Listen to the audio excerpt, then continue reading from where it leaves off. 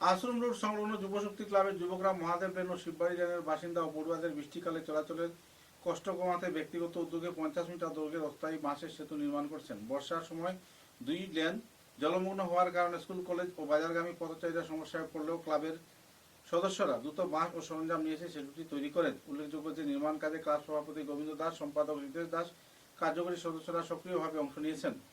এই বাঁশের সাঁকো নির্মাণের ফলে যাতায়াতের ক্ষেত্রে কিছুটা হলেও এলাকার নাগরিকরা লাভান্বিত হচ্ছেন। ক্লাব সভাপতি জানান, এটি সাময়িক ব্যবস্থা, ভবিষ্যতে সেতুটি টেকসই করে স্থায়ী সেতু নির্মাণের প্রচেষ্টাও করা হবে। তোমার নাম কি কো? তোমার নাম কো? নামটা কয়ে যাও। কইতা না?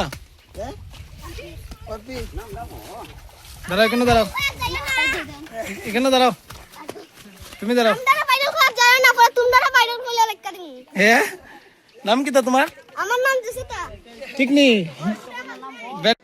বিগত 2-3 দিন আগে আমরা আশ্রম রোড শিববাড়ি লেনের তপবনগর এলাকার মানুষ তারায় আমরা যুবশক্তি ক্লাবও জানাইছিল যে তারার এইদিকে একটা অতটুক রাস্তা আছে, তো ওই রাস্তাটা অনেকটা বাজে হয়ে গেছে বৃষ্টির কারণে।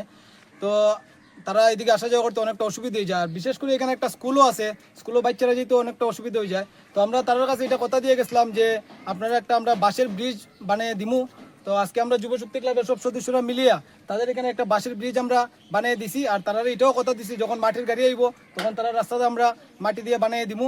আর বিগত 2-3 মাস থেকে আপনারা দেখতে পারেন যে আশ্রম রোড 18 নম্বর ওয়ার্ডের প্রত্যেকটা গল্লি এরকম বাজে হয়েছে বৃষ্টির কারণে। তো আমরা অনেকগুলো গল্লি আমরা যুবশক্তি ক্লাবের পক্ষ থেকে তার অসুবিধাটা সমাধান করিয়া দিছি।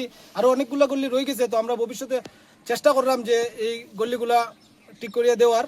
আর আপনাদের কাছে আমার একটাই কথা যে আপনারাও যদি এরকম কোনো অসুবিধা থাকে আমরা কাছে জানাইবেন। আপনাদের সঙ্গে আমরা সবসময় আছি আর ভবিষ্যতেও থাকবো। নমস্কার। আমরা যুবশক্তি ক্লাব তারা কইছিলাম আমরা রাস্তাটা একটু ঠিক করিয়ে দেওয়ার জন্য। তারা আমরা বাঁশ দিয়ে বানাই দিছে, খুব সুন্দর করিয়া বানাই দিছে। বহুত 5-6 মাস থেকে এরকম আমরা বানিয়ে দিয়ে যাই মানে এটা মাটি দিলেও মাটি থাকে না। তারা কইছে এখন মাটি দিয়া আর যে সময় শুকনা সিজনে মাটি দিয়া এটা ভরিয়া দিব। কারণ তখন আমি তাদেরকে আমি ধন্যবাদ জানাই। তারা আমরা ব্রিজটা বানাই দিছে, আমরা হওয়ার মতো আইসে আমরা ব্রিজটা বানাই দিছে, তাদেরকে আমরা ধন্যবাদ জানাই। যুবশক্তি ক্লাব আপনারা যদি কোনো দিকে হয় একটু তারা যুবশক্তি ক্লাব একটু যোগাযোগ করবাই, আপনারা সহযোগিতা করিয়া দিব।